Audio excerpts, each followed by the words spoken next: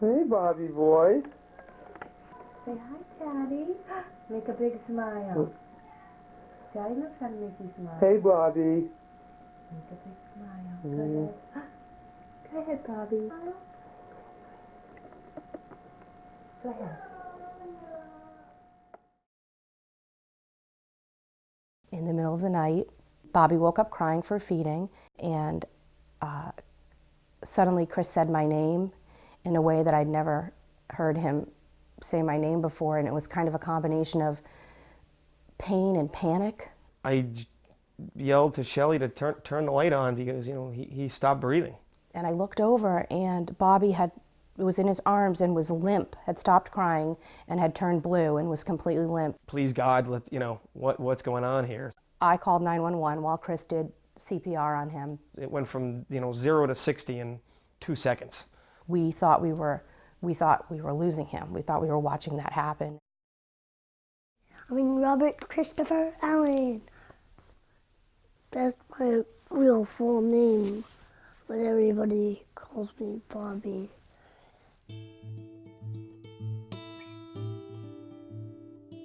Today, riding his bike, Bobby Allen is a regular kid.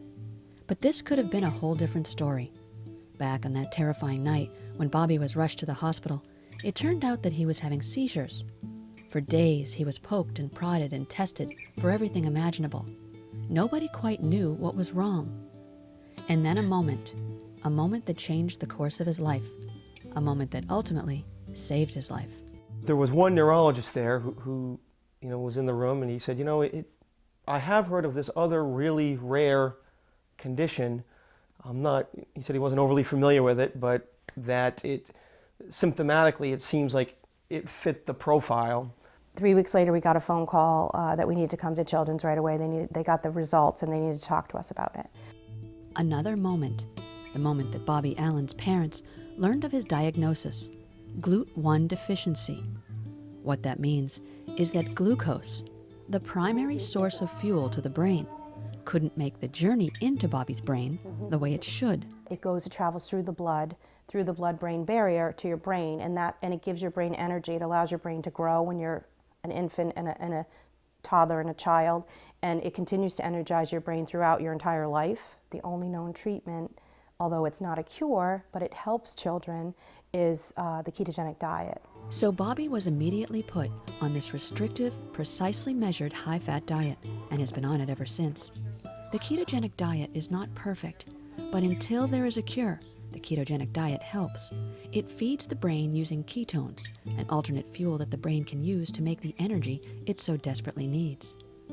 Bobby can't have sugar and most carbohydrates, so every meal is a challenge.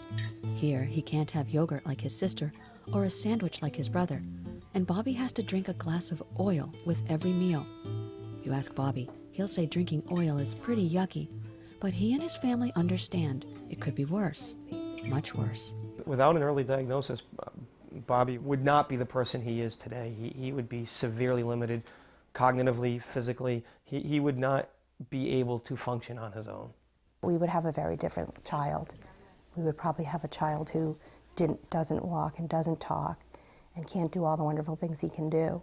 The vast majority of other children with GLUT One are not diagnosed until later in life. And in those years until diagnosis are filled with horrible stories of uncontrolled seizures. Instead of watching your child blossom and evolve like you do with a baby and an infant and a toddler, they're watching their child go the other way because they're not able to figure out what's wrong. The lack of growth in their brain for those first few years can really never be caught up because it's such an important time for brain growth. If a child's brain doesn't get glucose, the fuel it needs, and it isn't nourished with an alternative fuel like Bobby's is, critical moments in that child's development are lost forever. The reason why your head grows is because your brain is growing. And so if your brain isn't growing, your head doesn't grow. And every year when we would go into his pediatrician's office, when they would take the tape out to measure your baby's head, I'd already gone through it once with my first child and never really even noticed the tape measure. But with Bobby, I would say silent prayers during the tape measuring part to make sure that it was growing. Was it growing at the right rate? And every time it was, that was a small victory. Now, 6 years later, look where he is, you know? But we didn't know that. And so for these babies who aren't getting their brains nourished, when they put the tape around their head. Well, Bobby is an example of the best outcome you can look forward to when diagnosing GLUT1 deficiency. And Dr. Darryl DeVivo should know. He discovered GLUT1 deficiency in 1989 and has been working with Bobby and his family since Bobby was first diagnosed. Bobby is one of hundreds around the world who have been identified with GLUT1, and who knows how many more are out there who could be helped. GLUT1 deficiency is a disease where we can actually do something about it. And the earlier we recognize the condition, the earlier we intervene therapeutically and treat the condition, the more likely it is that the outcome will be good. But the problem is, early diagnosis is not likely. Most doctors have never heard of GLUT1, and at this moment, there is no routine newborn screening for it like there is for diseases like cystic fibrosis or sickle cell anemia. But that is something that Dr. DeVivo and his team at the Columbia University Medical Center have been working towards, a newborn screening test for GLUT1, and ultimately a cure for the disease, something that Dr. DeVivo feels is within reach. I sense that in GLUT1 deficiency, we're closer to finding a cure than we are in many of these other diseases. And you know, a lot of life is about timing. So this is a moment in time. This is the moment. They're so close. They can see the finish line. And yet the funding, the primary funding for GLUT1 research, has just been cut. It's unthinkable to me. This is a disease where we can make a difference right now. We're almost too close to let the research falter at this point. I want every child who's born with GLUT1 to get their diagnosis at several weeks old, like my son did. And I want them to have that opportunity to maximize their potential. We're not talking about numbers. We're talking about a human being who can be rescued from their disease if you recognize it early and treat aggressively. The only difference between Bobby and most of the kids that have GLUT1, or the most important difference, was that he was diagnosed and treated at such an early age.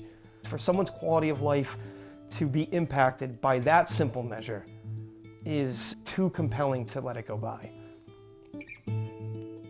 Life is about moments, and it's clear that this time, the moment is ours. Are you ready? Are you ready to believe? Are you ready for something? Are you ready to see what you know's a long time coming? Manifest, put to rest your worries. Take the reins, ease the stream, it's right. And you can see the light if you try. You can see the light behind their eyes. You can take the wheel and drive to a place where we're standing face to face and hand in hand at the finish line. Bobby is a success story. He was diagnosed early, put on the ketogenic diet, and is reaching his milestones. It takes but one word, one dream to start to stitch up tattered seams. But with the hands of many men, it's easier to build strong, so not to tear ever again. Ever again. If you could help a child be seizure-free, if you could help a child's brain grow so he can walk, talk, learn, and live the life he should live, why wouldn't you? Of course you would. But babies are being born with GLUT1, and without our help, they will go undiagnosed. They will suffer, and their families will suffer. We can't let that happen.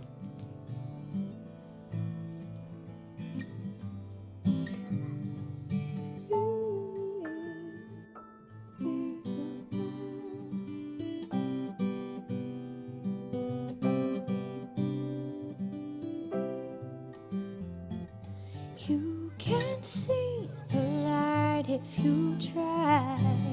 You can't see the light behind their eyes. You can't take the wheel and drive.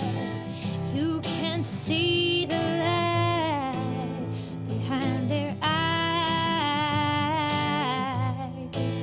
Take the wheel and drive to a place where we're standing face to face and hand in hand. To a place where we're standing face to face and hand in hand at the finish line.